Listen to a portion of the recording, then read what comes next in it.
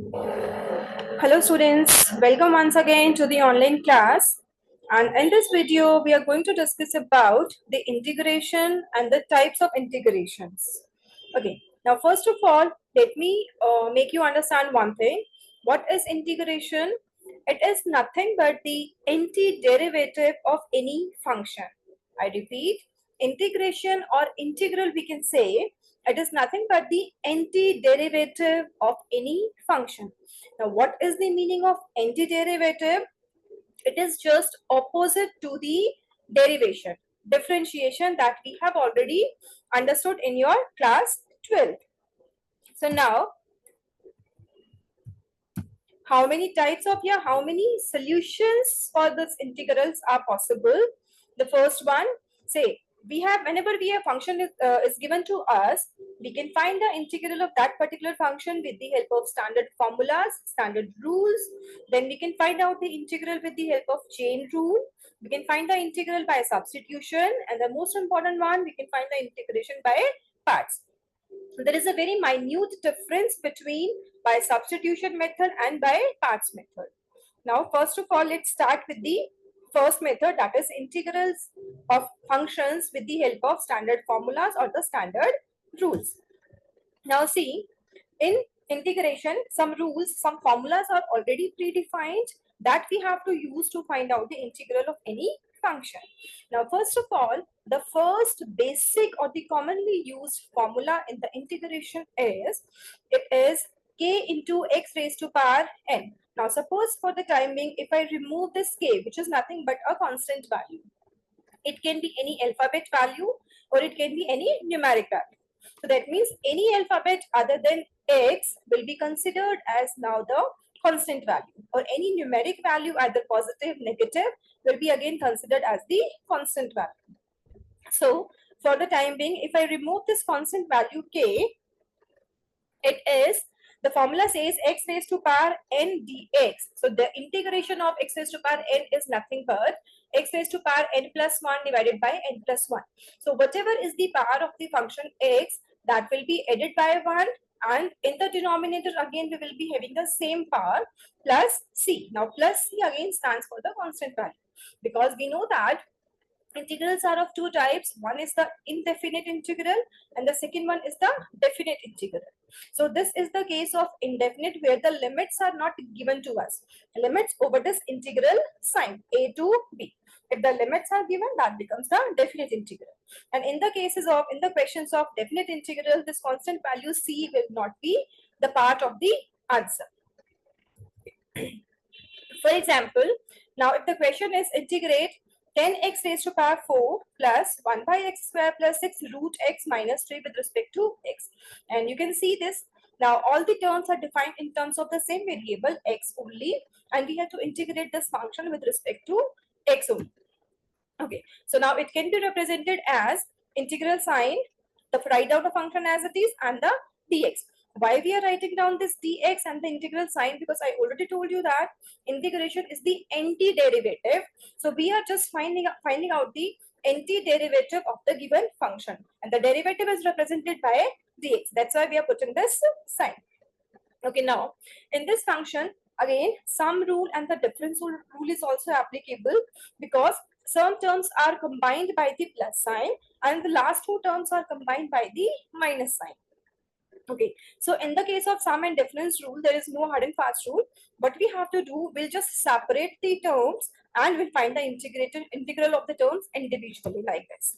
So in this first step, what we have done, we have just separated the terms. So in the first integral, it will be 10 into x raised to power 4. Second integral, okay, now the second term was 1 upon x square. Since we do not have any formula for the direct formula for 1 upon x raised to power n, so what we are doing here is, we are just converting this positive power into the negative power by writing the term in the numerator. So 1 upon x raised to 2 can be written as x raised to power minus 2 dx, plus third term 6 into root x, and you know that root x is nothing but x raised to power 1 by 2. So third term can be represented by 6 into x raised to power 1 by 2 minus 3x. Okay, now just find out the integrals individually. For the first term, the integration will be 10, which is a constant value, So keep that constant value, because if the constant value is in multiplication or in the division of any function, I repeat, if the constant value is in the multiplication or in the division of any function, so it remains as it is. So just keep this constant value as it is and integrate the function x raised to power 4. Now apply this above formula. It says x raised to power 4. So now n is replaced by 4 here. So what we'll do, we'll just add the power, we'll increase the power by 1, and the same power will be in the denominator. So for the first part, the integral will be 10 into x raised to power 5 divided by 5. Plus sign as it is, we have to keep the sign as it is, no change in the sign. So plus sign as it is. Now come to the second part. Second part says x raised to power minus 2. Again, we can apply the same formula since the power is negative. So increase this power by 1. So minus 2 plus 1 will be minus 1, and the same power in the denominator. Third term, 6 is a constant value. Keep this constant value as it is. X raised to power 1 by 2. Here n is 1 by 2. So increase it by 1. Half plus 1 will be again 3 by 2. Same value in the denominator. And the last integral will be minus 3x. Why minus 3x? Because here 3 is a constant value which can be written outside the integral. Now what is left inside the integral? It is 1 into dx. And for the constant value 1, the integration is always x, because the derivative of x is 1. So integration will go in opposite hand. So the integral of 1 is x. So and plus c, of course, because this is the question of indefinite integral. So this is the final answer of the question. Now you can cancel out the terms wherever is applicable, and just define the function, define the answer in this term. It is 2x5 minus 1 by x plus 4 into square root of x cube minus 3x plus c. Okay. Now the next part is the integral of 1 by x.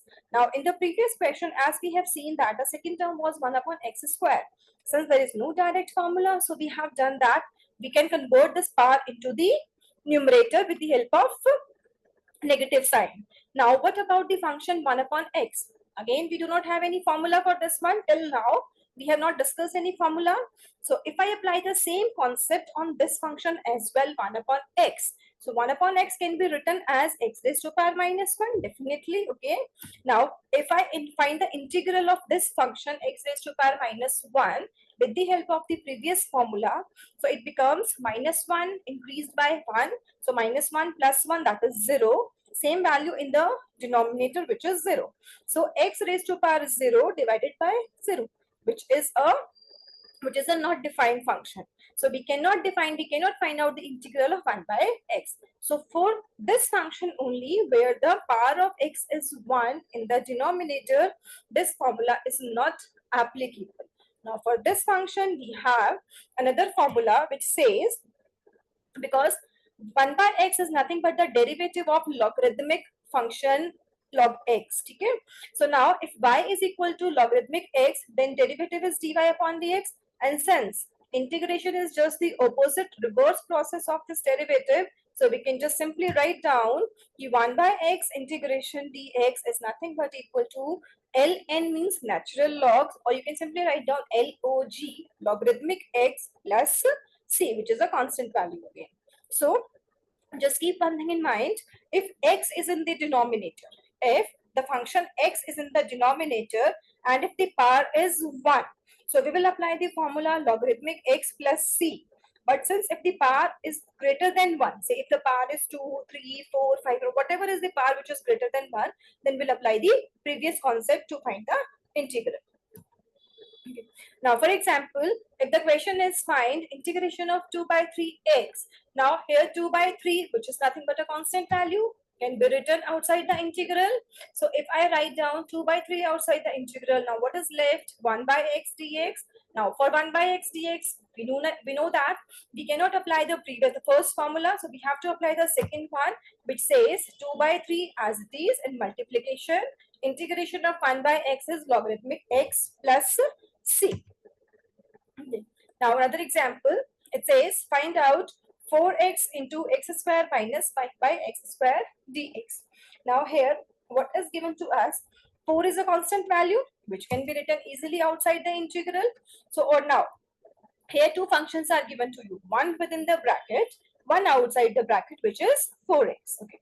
If you do not write simply 4x out 4 outside the integral, so what we can do, we can multiply this 4x with the terms of given with the terms of inside this bracket. So 4x square into 4x into x square, the first function becomes 4x cube, and the second function becomes 20 upon x. Again, the two terms are combined with the help of minus sign, difference sign. Separate the terms, integrate the terms individually. So for the first function, we'll be having the integral. It is 4 outside the integral, x raised to power 3. The integration will be x raised to power 4 divided by 4. 4 cancelled out, which now we are left with x raised to power 4. 20 by x, 20 outside the integral. Now we are left with 1 by x, and the integration of 1 by x is logarithmic x plus 6. So this will be the final answer. So I'm repeating myself. So whenever the function x is in the denominator and the power is 1, we'll apply the formula 1 by x integral is equal to logarithmic x. But whenever function x is in the denominator and the power is greater than 1, then we'll apply the previous concept. Okay. Now it says that definite integrals. Definite integrals means, now I have told you that there are two types of integral. One is the indefinite one is the definite one. Definite means now over this integral sign, some limits, some numbers will be given to you. One will be the lower limit and one will be the upper limit. So that becomes the question of definite integral. Now it says the question is, find the area under the curve y is equal to minus 1 by x between x equals to minus 3 and x equals to minus 1 and the x-axis. Writing your answer in the form of natural log a. Now this y equals to minus 1 by x. This is the function given to us, for which we have to find out the area, and between x equals to minus 3 and minus, what are these two values? These are nothing but the limits of this integral. Now always the lower limit comes on the lower side, so minus 3 and minus 1. Obviously minus 3 is the smaller value, so it will come as a lower limit. Minus 1 is the higher value, so it will be considered as the upper limit. So now if I draw the graph, so y equals to minus 1 by x, this will be the graph, okay, between the limits minus 3 and minus 1. And if I find the integral of this function, it says the limits minus 3 to minus 1, function is minus 1 by x dx. So now what we have to do, no need to change anything, just integrate the function first as it is with the help of formulas. So minus 1 by x, the integration will be minus sign as it is, 1 by x, the integration will be logarithmic x. Now after integrating, we have to apply the limits. Now first apply upper limit minus lower limit. So if I apply the upper limit, so replace x by minus 1. So it will give you minus logarithmic minus 1 within modulus sign, minus minus logarithmic minus 3. Now we know that in the modulus symbol gives always the plus value. So minus 1 and minus 3 within modulus symbol will be positive now. So minus logarithmic 1 plus logarithmic 3. And we know that the value of log 1 is always 0.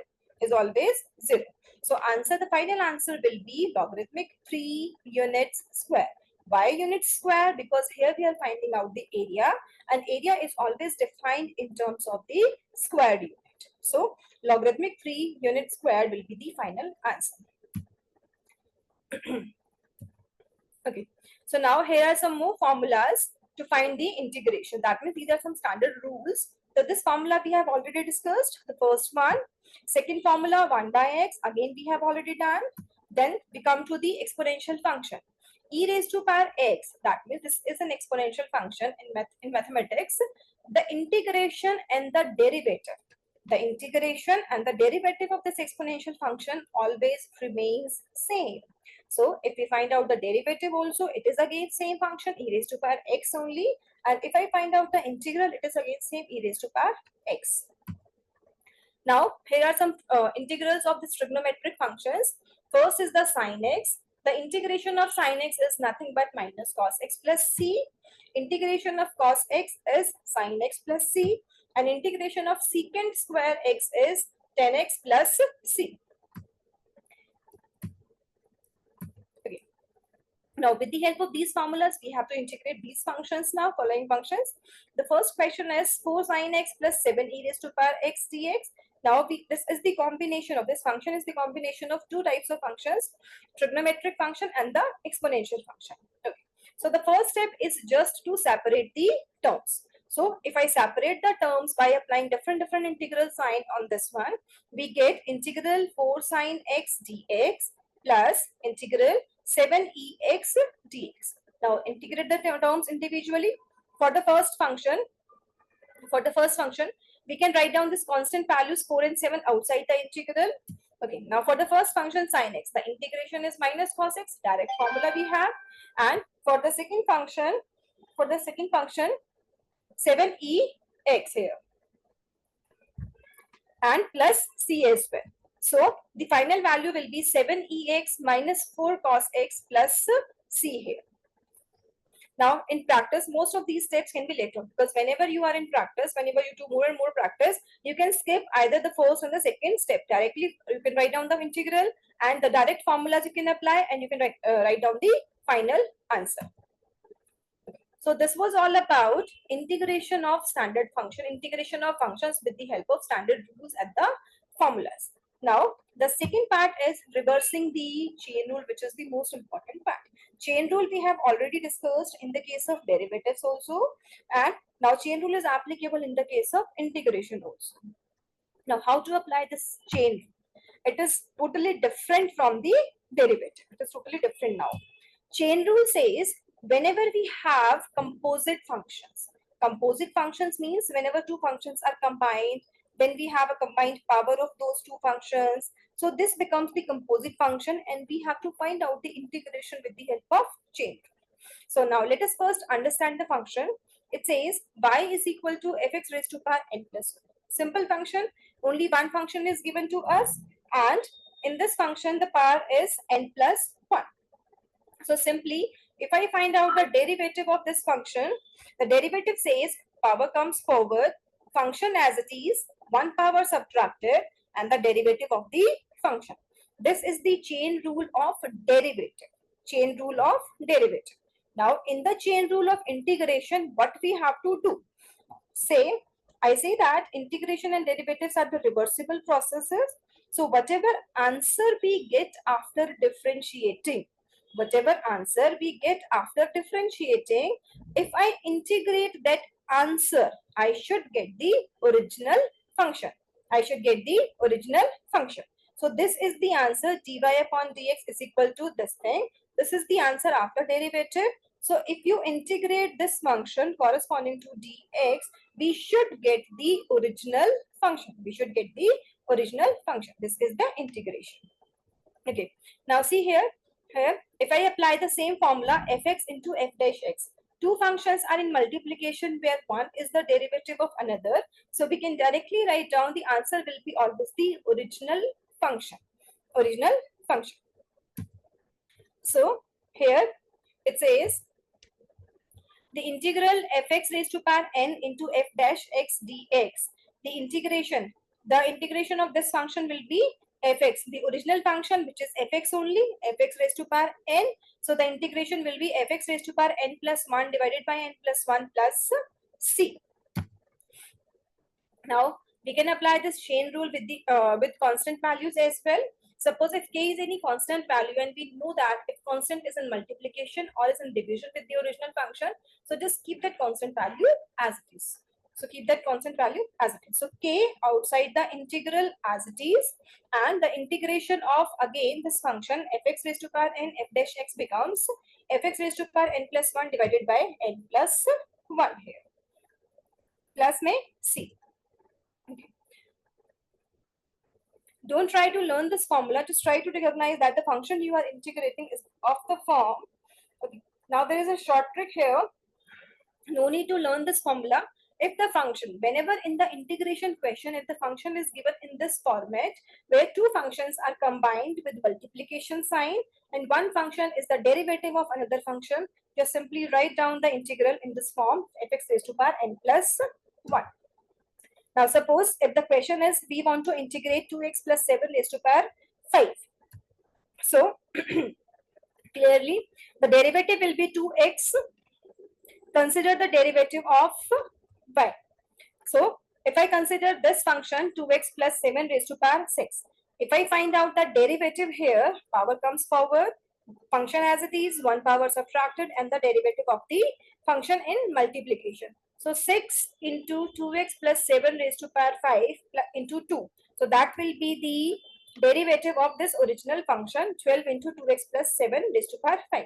Now again, if I integrate this answer, I should get what? I should get the original function. So if I integrate this answer, 12 into 2x plus 7 raised to power 5 dx. Now in this function, the first formula is applicable, the power formula is applicable. So if I integrate this one, 12 constant value outside the integral. So 2x plus 7 raised to power 6 divided by 6 into 2. 6 into 2. Chain rule of integration says we just have to integrate the power. We just have to integrate the power. Power ka integration, then whatever function is available with us, the derivative of that function will be in the denominator. We just have to integrate the power, and whatever function is given to us, the derivative of that integration will be in the denominator, will be in the division. In the case of derivative of the function is in the multiplication, but in the chain rule of integration, the derivative of the function is in the division. So we get the final answer as 2x plus 7 raised to power 6 plus c, which is nothing but the original function. So that's why I told you that derivative and integration are the reversible processes. Okay. Now this is again the same function in terms of a and b. Ax plus b raised to power n dx. It says that the integration will be what?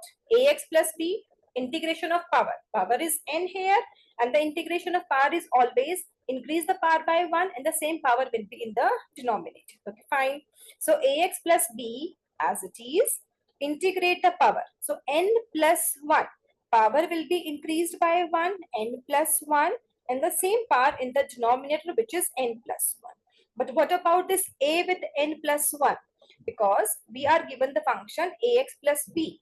Ax plus b. We have integrated the power, but what about this function? The derivative of this function will be in division. The derivative of this function will be in division. And the derivative of this function is nothing but a. Because for b, the derivative will be 0. So that's why here a is in the division of this original function and plus c for the constant value. Okay. Now, we can find out the answer of this example, this question with the help of this rule. It says x minus 5 raised to power 8. Integration, simple. One function is given, one power is given. It's very simple. So integrate the power first. If I integrate the power, it becomes 9. So x minus 5 raised to power 9 divided by 9. But what about the function x minus 5? If you differentiate this function, x minus 5 will get 1 here. So here 1 multiplied by 9 is 9. Now the second question, 4x plus 7 raised to power 2. Now integrate this power. So 4x plus 7 as it is, function as it is. So just integrate the power first. So power is 2. Integration will be 2 plus 1. So integration is 2 plus 1, that is 4x plus 7 raised to power 3 and divided by 3 only. But what about this 12? 3 multiplied by what? The derivative of this function. The derivative of 4x plus 7 is 4. So 3 into 4 is 12 here. So that's why it is 1 by 12, 4x plus 7 raised to power 3 plus c. Now, one more question. It says 5 into 3 minus 2x raised to power 9. Simple. 5 constant value outside the integral. Just integrate this power first. So 3 minus 2x raised to power 10 divided by 10. And what about this minus 20? 10 is already there, and differentiate this function. So derivative of this 3 minus 2x will be now minus 2 this time, because 3 constant value is 0, minus sign as it is, minus 2x, derivative will be minus 2. So in the division, in the denominator will be having 10 into minus 2, which is minus 20. So 5 upon minus 20 constant value, and 3 minus 2x raised to power 10 plus c. So it can be written as minus 1 by 4, 3 minus 2x raised to power 10 plus c. Now, again, we have some more examples. Integrate y is equal to x. Okay, here. Now, two functions are in multiplications. Here, two functions are in multiplication. One is x. The second function is written inside the bracket. And we have to integrate this function corresponding to x. Okay. Now, what we can do, just first identify what is the derivative of this 3 raised to power 3x square plus 4. The derivative is simple, 6x. Okay. And the derivative of y, 3x square plus 4 raised to power 4. The derivative will be 4 power comes forward, function as it is, 1 power subtracted, and the derivative of the function in multiplication, which is 6x. So this is the final derivative of the given function. But what about the integration? Now integrate this answer. Integrate this answer. 24x, 3x square plus 4 raised to power 3. Now 24 constant value. Now we know that here x. One function is x. Second function is 3x square plus 4. Now here two functions are given to us and we know that one function is the derivative of another one. Because if I differentiate 3x square plus 4, the derivative will be nothing but 2x. Again, 2 is a constant value, so we can keep this constant value outside the integral. So that means x dx. This is the derivative of the term inside the bracket. And I told you that whenever we have this kind of question, the two terms are combined, where one is the function, one is its derivative, then directly we can write down the answer straightforward as function as it is. So what is the function? It's 3x square plus 4, because this is the original function for which the derivative is x dx. So write down this function, integrate the part, it will be 4 divided by 4. 4 divided by 4. And the derivative of the function in multiplication, with this 4. So 4 into 3, 24 was already outside the integral, 2x. 2 we have already concluded. So 4 into 3 into 2 in the denominator, 24 in the numerator gets cancelled out. And the final value will be 3x square plus 4 raised to power 4 plus c. So this is the final answer. Now again, one more example. It says 7x square into 2x cube minus 9 whole square. Now here again 7 is a constant value, simple, outside the integral. Okay, now we can see that two functions are again combined with multiplication. One function is x square, second function is 2x cube minus 9. And we know that the function x square is the derivative of 2x cube minus 9.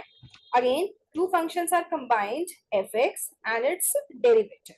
So simply the answer will be, if you consider the derivative part also, the final derivative will be 18x square into 2x cube minus 9 whole square. If I simply integrate this function, what I get? I'll get 2x cube minus 9. That means the original function. So the function from where we are starting the question, differentiate that function, integrate that answer. After integration, whatever answer we get, it is nothing but the original function, the function from where we have started it. Okay.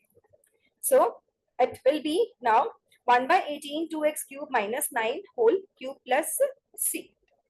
So similarly, for 7x square, since 7 is again a constant value, multiplied by 1 by 18, the 7 by 18 original function as it is plus c. Okay, one more example says, now here two functions are not in multiplication but in division.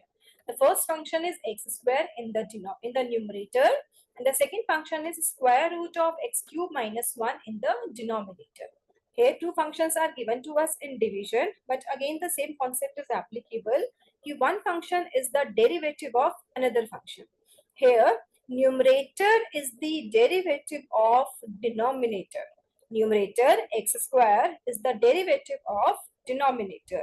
So if you simply write down this function like this, the x square into x cube minus 1 raised to power minus 1 by 2. X square is the derivative of x cube minus 1. Okay. Now, if I consider the derivative here, the derivative of this original function will be power comes forward, 1 power subtracted, and the derivative of the function. So it is 3 by 2 x square into x cube minus 1 raised to power half. Now integrate this value. If I integrate this function, again, the original function is x cube minus 1. Keep this function as it is. Integrate the power minus half plus 1 divided by minus half plus 1. So this will be the answer. 2 by 3. So because minus half was in the division, so minus half in the division means 2 in the multiplication. So it will be 2 by 3 x cube minus 1 raised to power half plus c. So this is the final answer of this question. Now, reversing the chain rule for exponential function, because whatever concepts we have discussed, that was the chain rule for mathematical algebraic functions, we can say. Now we can apply this chain rule in the exponential functions as well. How we can apply here? Now see, y is equal to e raised to power fx.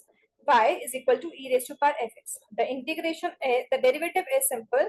dy upon dx, exponential function, derivative remains as it is, multiplied by derivative of the function. That means the function which is in the power here. Okay. Now we have to integrate this function here. We know that the integration of exponential function is again same only. So 5 constant value outside the integral. Constant value outside the integral. Now since we are left with e raised to power 5x minus 3. Now integration will be e raised to power 5x minus 3 as it is. Because here it is exponential function, integration remains as it is. But what about the power? What about this function which is given in the power?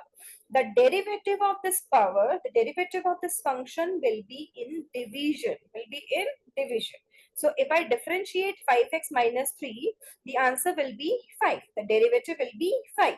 And so answer is e raised to power 5x minus 3 divided by 5. And 5 is already outside the integral which is given to you in the question. So 5 gets cancelled out and the final value will be e raised to power 5x minus 3 plus c. This is the final answer now.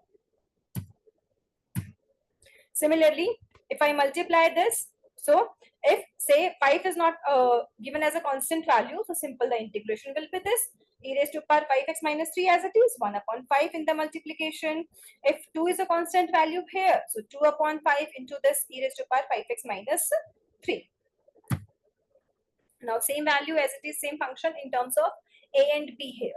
It is e raised to power ax plus b dx. It says now integrate exponential function as it is, e raised to power ax plus b.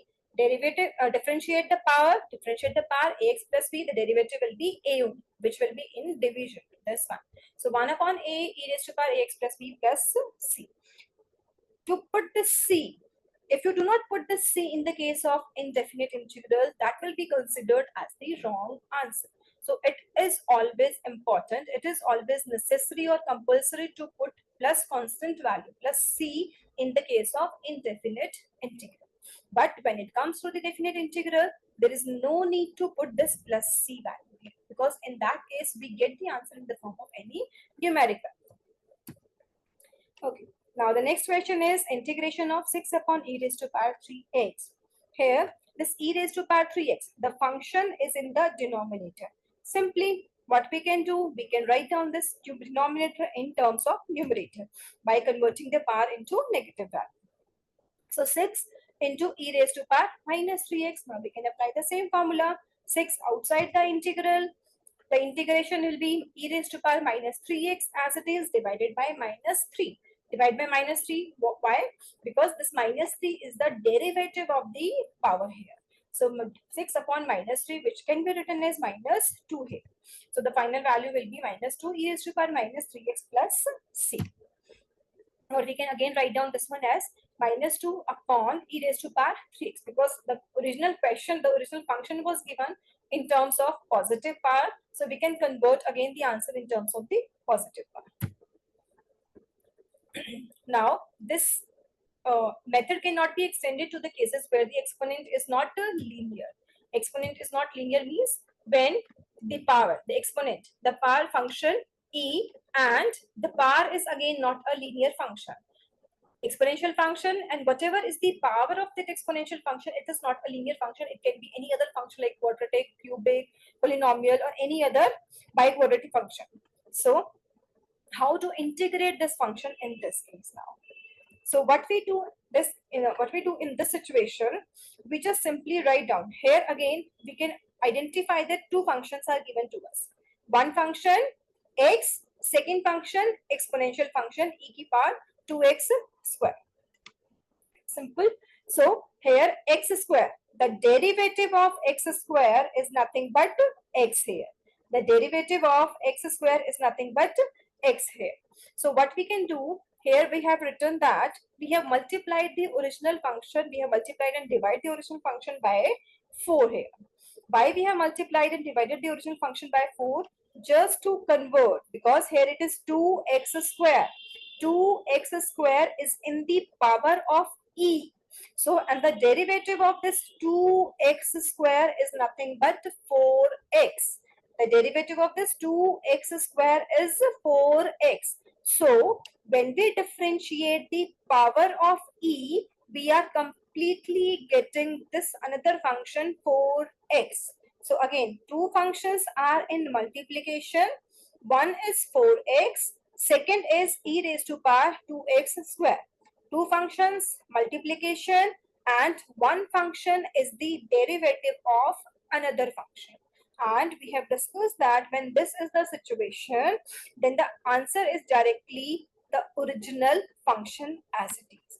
And the original function means for which we are finding the derivative. So this e raised to power 2x square becomes the derivative of 4x. So this will be the original function which we can write down directly. So e raised to power 2x square, and this 1 by 4 which was outside the integral, plus c. So this is the final value. Now we can apply the chain rule. We have already applied the chain rule for algebraic functions, exponential function, and we can apply the same concept for logarithmic functions as well. Logarithmic functions, how we can apply? Now see here, we know that the integration of 1 by x is logarithmic x here. But if the denominator is not simply x here, if the denominator is a linear function, it's a quadratic function, now for logarithmic function, the denominator must be a linear function only. So if the question is 1 upon 5x plus 4 dx, so simply we can write down, simply we can multiply and divide it by 5. Or if you do not simply multiply or divide it by 5, we can simply write down the answer in the form of logarithmic 5x plus 4 within modulus sign plus c, and the derivative of the function in division. So in this question, again two functions are given to us, and one function is the derivative of another function. But the difference is here two functions are given to us in division. The derivative is in the numerator and the original function is in the denominator. So if I consider this one, why we have multiplied and divided by 5, just to convert this function into this form, f dash x upon fx. So now this function is in the correct form, f dash x upon fx. So the answer will be logarithmic of fx, logarithmic function of fx. Fx is the original function 5x plus 4 plus c. So if I convert this example in terms of a and b, so 1 upon ax plus b dx is nothing but 1 upon a logarithmic modulus sign ax plus b c plus c. Now, if I apply this function, this formula in this question, on this question, it says 5 upon 2 minus 6x. Now, write down the integral as it is. Okay. Now, 5 by 6. Because the derivative of this 2 minus 6x, derivative of 2 minus 6x is minus 6. So, whatever is the derivative of this denominator, multiply and divide the original function by that derivative. In this question, since the derivative is minus 6, so that's why we are multiplying the original function and divide the original function by minus 6. So 5 upon 6 minus 5 upon 6, because 5 was already given as a constant value, minus 1 by 6 in multiplication division, and minus 6 in multiplication, that will be inside the integral. Now this is the correct form of f dash x divided by fx. And for this kind of function, we have the integral minus 5 by 6 as it is, logarithmic of the original function. This is the final value. Now we can apply the same concept in the case of definite integrals also, but the difference is after finding out the integrals, we just have to apply the limits. Upper limit minus lower limit in the answer. Upper limit minus lower limit in the answer. So 4 upon 2x minus 7. The answer will be, for this question, the answer will be simple. If I simple multiply, the derivative of 2x minus 7 is 2. So multiply and divide the original function by 2. So it becomes 4 upon 2 outside and 2 upon 2x minus 7. So 4 upon 2, that means 2 logarithmic of 2x minus 7. Now if you apply the upper limit 2x minus 7, that is 4 minus 7. And if I apply the lower limit, we get the final answer as 2x minus 0. 2x minus 7 is equal to 0. And when x is equal to 3.5.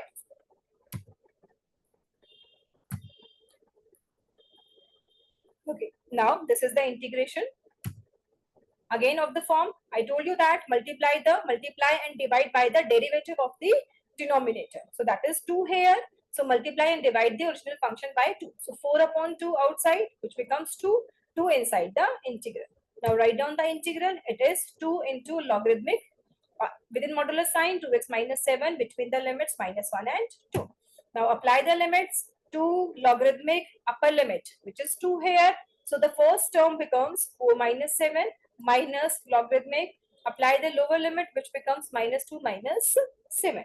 So it becomes log within modular sign minus 3. It becomes positive, minus logarithmic minus 9 becomes again positive. So logarithmic 3 minus logarithmic 9 can be written as log a upon b. Because this is the property of logarithmic function. Whenever we have log m minus log n, which can be written as logarithmic m upon n. When two logarithmic functions are combined with minus sign, with different sign, they can be combined as logarithmic m upon n. So the answer will be 2 logarithmic 3 upon 9. 2 3 upon 9 means 1 upon 3. Okay. Now similarly we can apply the concept in this question also. Again, we know that here two functions are given, one in the denominator, one in the numerator, and it is clearly observed, can be clearly observed that numerator x square is the derivative of the denominator 7 plus 2x cube. So we can simply write down this function again in the form of f dash x upon fx.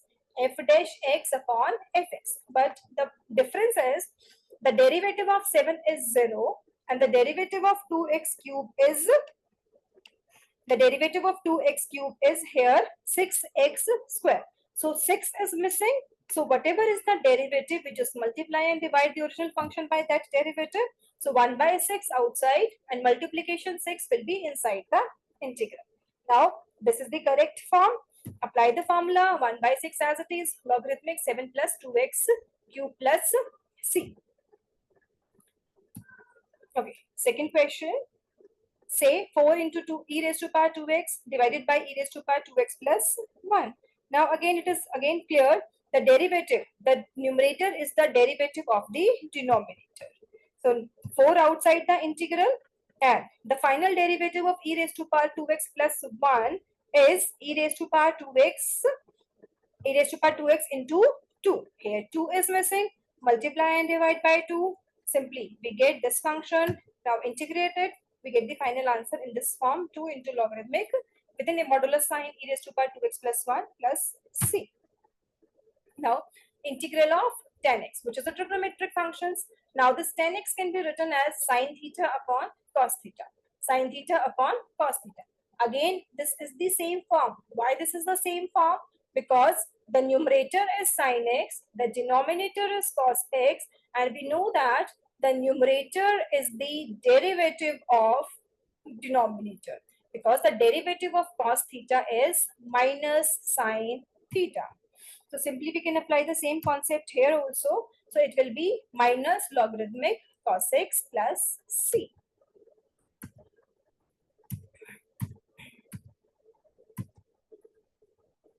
Now trigonometric functions, same. Y is equal to sine fx, then dy upon dx. It's the derivative. And if you integrate this answer of derivative, we'll get the original function in the integral. The equation is now 3 cos 3x. 3 cos 3x means the 3 outside the integral because the constant value. This is cos 3x. The integration of cos theta is sine theta. So it will be sine 3x and the angle is 3x here. The derivative of this angle will be in division. So angle, the derivative of angle is 3, which will be in the division. 3 in the division, 3 outside the integral gets cancelled out. And the final answer will be sine 3x plus c here. Next question, and the answer will be here simple cos x square. Okay. Now sine 5x minus 2 dx. It says simple direct formula we can apply here. It's if you do not multiply by minus 5 and plus minus 5 multiplied and divided by minus 5, simply we can write down the derivative, the integration of sine theta is minus cos theta. So for sine 5x minus 2, the answer is minus cos 5x minus 2, and whatever is the angle of the trigonometric function, the derivative of that angle will be in the division. So this is the general format. This is the general form in terms of a and b here. Cos ax plus b dx is equal to 1 upon a sine ax plus b plus c, and sine ax plus b dx is equal to minus 1 upon a cos ax plus b plus c. So that was all about the chain rule, and this is one of the most important point in integration. Now we understand how to find out the integration by substitution method. Now, whatever concept we have discussed in the chain rule, we say two functions are in division or two functions are in multiplication, where one is the derivative of another, we can apply the chain rule as well, and we can apply the substitution method as well. And substitution method is more easy to apply than the chain rule. How it is more easy? Now see how this method works. It says that 5x plus 2 whole cube. This is the original question, original function. So if I substitute u is equal to, or say any other variable, say t, m, n, whatever variable you want to put. So say u is equal to 5x plus 2. Just find out the derivative. So just find out the derivative. No need to find out the derivative in this question because here it is a single function. So the original function can be replaced by u cube dx. So now it is more easy to find out the integral. The integral will be u raised to power 4 divided by 4. U raised to power 4 divided by 4. But now the point is the original function is in terms of the variable u and the derivative, the dx is there. So we cannot integrate this one. We have to find out, we have to convert the complete function in terms of one variable. So from here we can find out du. We have substituted u is equal to 5x plus 2. So we can, if we find out dx here, it will be equal to du is equal to 5 into dx. So the value of dx is du upon 5. Du upon 5. So if I apply du is equal to 5 dx, dx is equal to 1 upon 5 du. So if you again apply this value in the function, it becomes u cube into 1 upon 5 d. 1 upon 5 constant value outside the integral. Then we are left with the u cube, and the integration will be u raised to power 4 divided by 4. 1 upon 5 already was there. 1 upon 4 after the integration. So it becomes 1 upon 20 u raised to power 4 plus c. Now, whenever we apply the substitution method, at the end of the integration, we again have to put back the original variable. So again, convert this u in terms of the original variable x here. So substitute the value of u, which is 1 upon 20, 5x plus 2 raised to power 4 plus c here. So again, change. This is the Again, we can find out the answer of this question with the help of two methods. Either we can apply chain rule or we can apply the substitution method. Since I told you that substitution is more easy to apply, so we will go for this method. It says that two functions are given to us. One is the x, second is 2x square minus 5. And it is clearly observed that one function is the derivative of another function. So we put the original function as u is equal to 2x square minus 5. So if I differentiate this function, it becomes du upon dx is equal to 4x. But simply we want x only because 4 is missing. So simply we want x only, x dx. So if you cross multiply this one, the value of x dx is 1 upon 4 du. So the original question can be converted in terms of u here. This x dx can be written as 1 upon 4 du, and this 2x square minus 5 can be replaced by u. So it becomes 1 upon 4 u raised to power 5 du. Now integrate this with the help of power formula. 1 upon 4 u raised to power 6 by 6. So 1 upon 24 u raised to power 6 plus 6. C is the final answer. Again, the same question we are finding out the answer like this. U is equal to 1 upon, the equation is x into 1 minus 2x raised to power 4. Two functions in multiplication. One is the derivative of another. Just put the original function, substitute the original function by another variable, say t or u.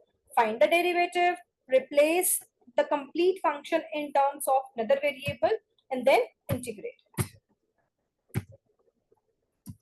like this. So the original function in terms of x is converted in terms of u.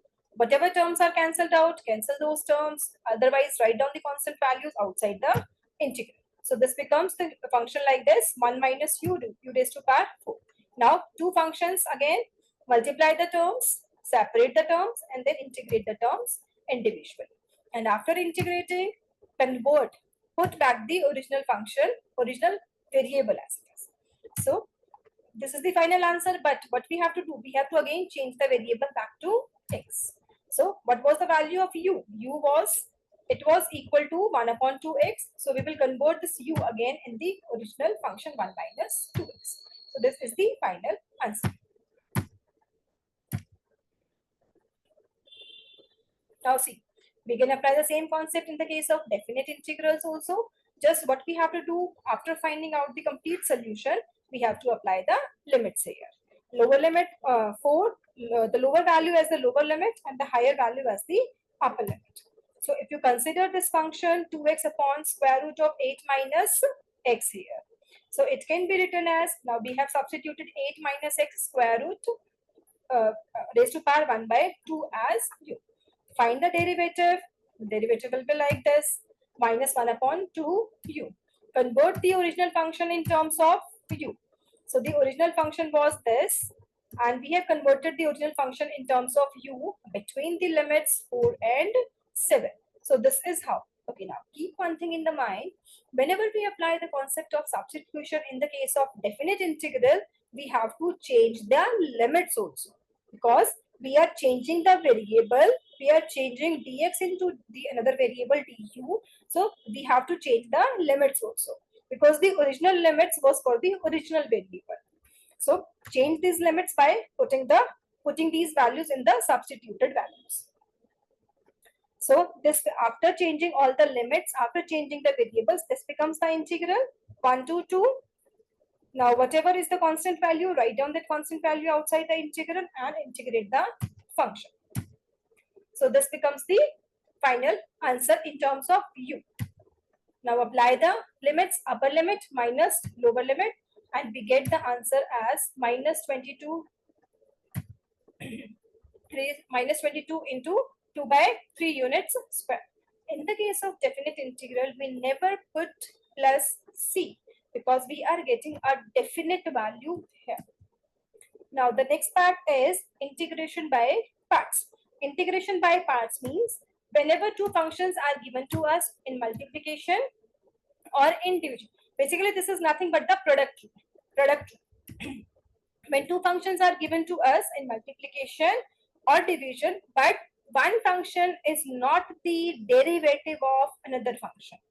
When I repeat, when two functions are given to us in multiplication or division, but one is not the derivative of another function, then we'll apply this concept, integration by parts. And this is the formula of integration by parts. It says the integration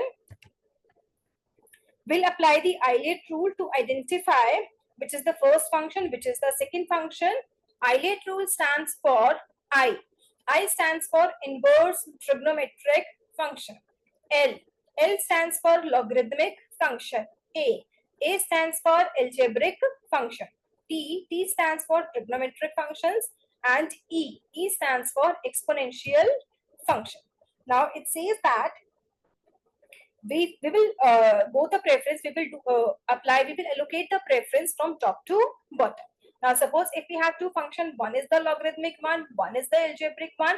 If I apply this rule eyelet, logarithmic function comes first, so we'll give this logarithmic function as number 1 and we'll allocate exponential function as number 2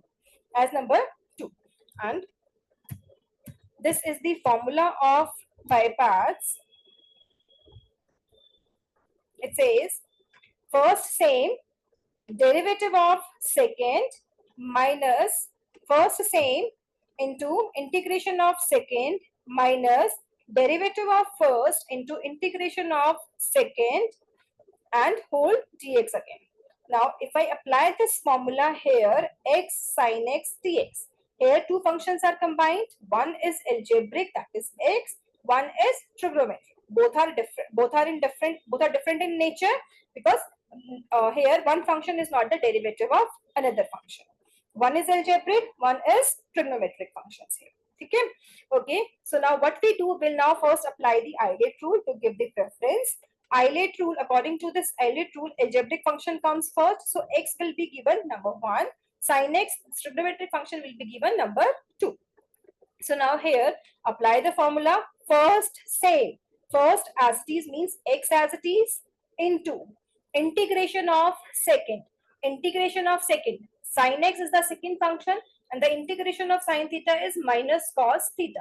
So the first term becomes minus x cos x, minus sign between the terms, then integration, whole integral of what? Integral of derivative of first. Since x was the first function, its derivative will be 1 into integration of second. Integration of sin theta is minus cos theta. If I multiply this minus cos theta by 1, it remains as it is. So integration minus cos x dx.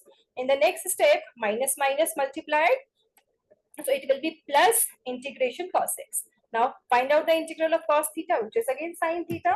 So the final value becomes sin theta minus x cos theta, x cos x plus c. So this is integration by parts. Now in this question we have again two functions, one algebraic, one exponential. One function is not the derivative of another one, so we'll apply the by parts function. But how to allocate the preference, how to give the preferences? According to the eyelet rule, we'll give the preference. Since eyelet rule, exponential algebraic function comes first, so x will be given first value and e raised to power 2x exponential function will be given the second value, second number. Simply you will no need to go for this part. Simply apply the formula here. The formula says first function as it is, x as it is, integration of second. So the integration of second, that is e raised to power 2x, is e raised to power 2x divided by 2 minus derivative of first, which is 1, again integration of second, then find out the final integration. So this will be the final answer here. Again 8x, one more example, 8x into logarithmic x dx. Same, 8 is a constant value outside the integral, left with two functions, one is algebraic, one is logarithmic. Give the preferences. Now in this case, logarithmic function will be given first preference and algebraic function will be given the second preference. So now apply the eyelet, apply the formula. The answer will be in terms of logarithmic function, like 4x square ln x minus 2x square plus c here. The integration of logarithmic x. Okay. Now this is the most important part. Whenever we are given only one function, which is logarithmic function, how to integrate that function. No other function is given in multiplication or division. So in that case, what we do, we just multiply that logarithmic function by 1.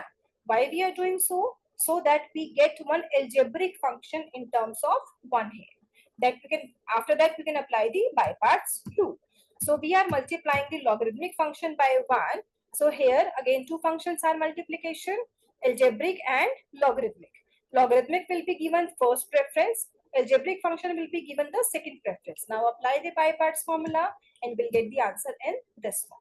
So whenever only a single function, single logarithmic function is given to us, since we do not have any direct formula for this one, so what we'll do, we'll multiply this logarithmic function by 1 just to convert this function into the Euler rule. Okay, in the case of definite integral, again the same formula is applicable, but after finding the answer, we just have to apply the limits, upper limit minus lower limit. Here, suppose this is the question. First function is 2x or 2, so x, and the second function is cos x. So what we can do, apply the Euler rule, and after apply the rule, after finding the integral, just apply the limits, say upper limit minus lower limit. So we'll get the final value in this form. Okay.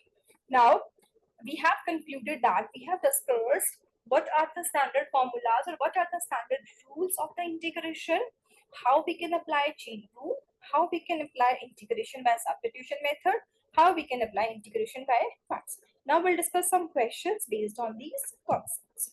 And now the first question is, if d by dx, d by dx means the derivative. If d by dx of fx, the derivative of any function fx is gx, then the antiderivative of gx will be what? If original function is fx, its derivative is gx. And if the answer is gx, and if we find the integration of this gx, what should we get? We should get the original function fx, and antiderivative is nothing but the integral. So the integral of gx will be nothing but the original function. So in this question here, A, the first part, the first answer, A is the correct answer. Come to the second question. It's again very simple.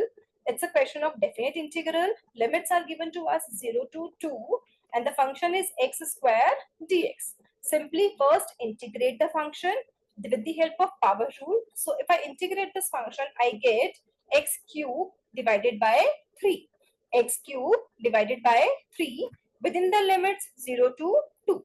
So apply upper limit first. So if you apply upper limit 2, it becomes 2 cube by 3 minus lower limit 0 cube by 3. 2 cube, that is 8 by 3 minus 0 cube, that is 0. 0 by 3 is 0. So 8 by 3 minus 0. So that becomes C. So in this case, C, 8 by 3 is the correct answer. No need to put plus C in the case of definite integrals. Come to question number 3. It says integration of 2 raised to power x dx, which is fx plus c. So if this is the, if RHS, if right hand side is the answer of this integral, then what should be the value of fx here? And we know that 2 raised to power x, the integration of this function is 2 raised to power x as it is divided by logarithmic 2. This is a question directly based on the formula. So this 2 raised to power x divided by log 2 will be the correct answer of this question. Now come to question number 4. It says e raised to power x into 1 by 1 plus x divided by cos square x ex. Okay, this is a very tricky question. In the numerator, we have e raised to power x into 1 plus x, and in the denominator, we are having cos square x ex.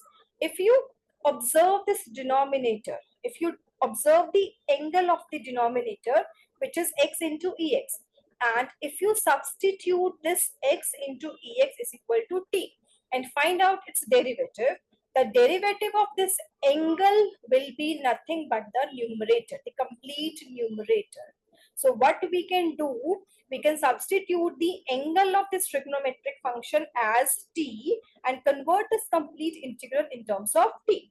And since we are getting the derivative in terms of numerator, so the complete numerator will be converted in terms of dt divided by cos square t divided by cos square t.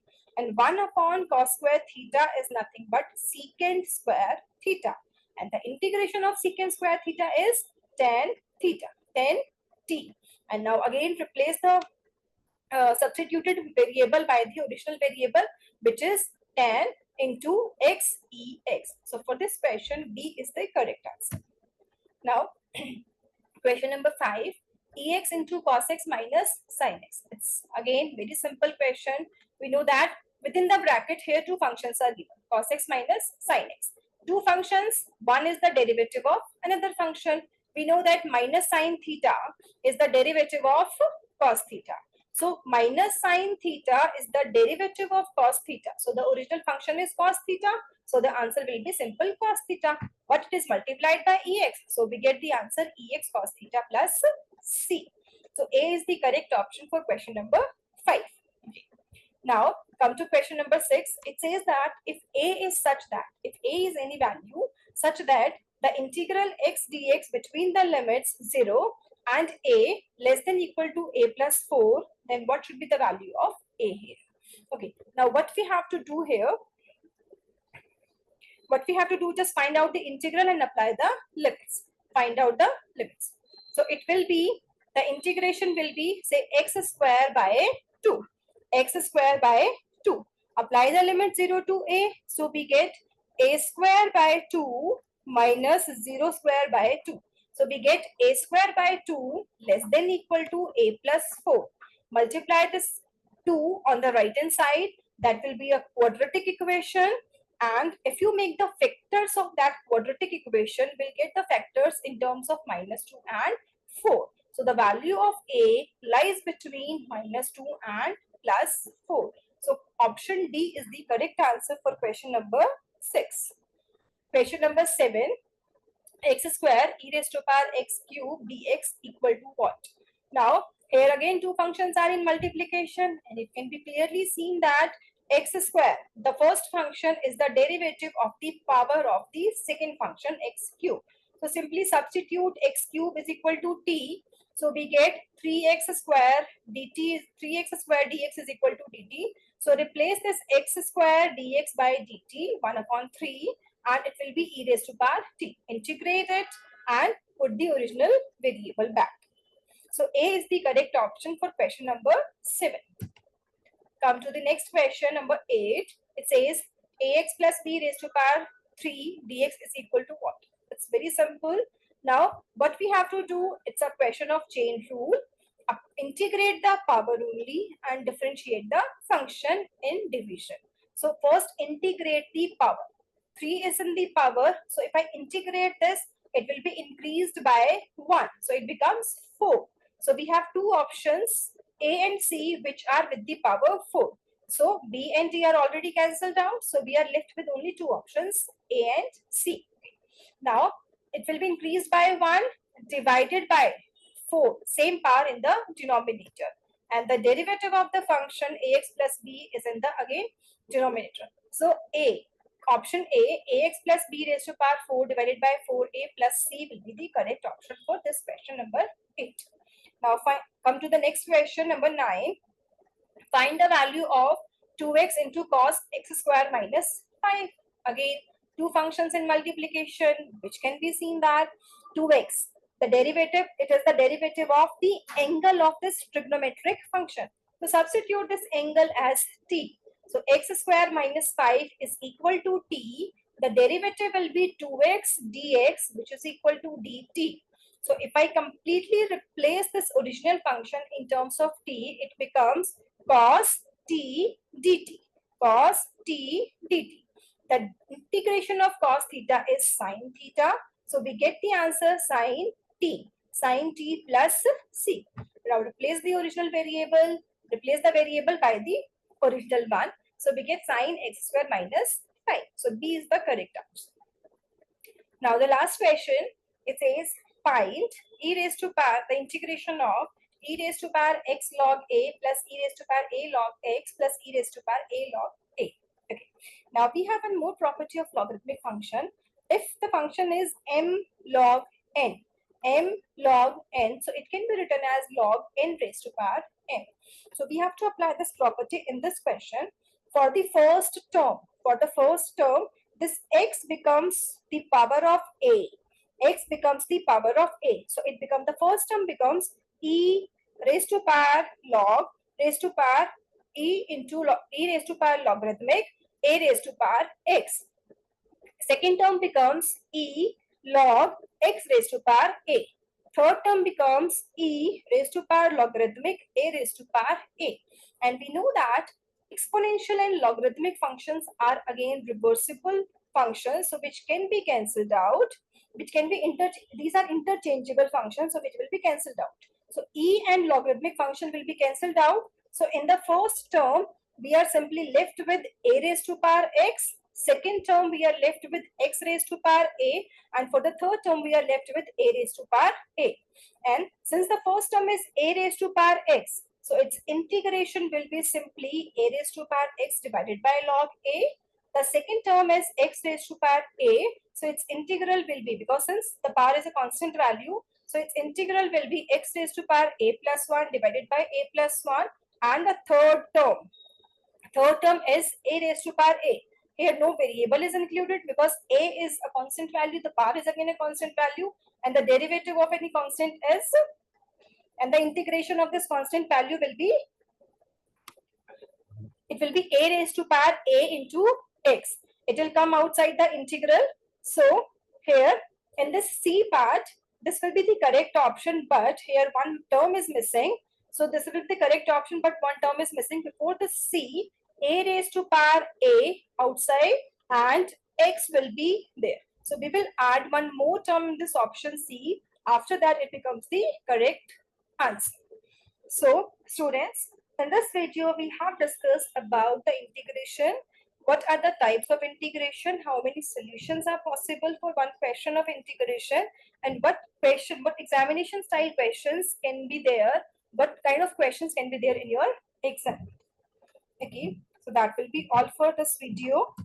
Okay, thank you.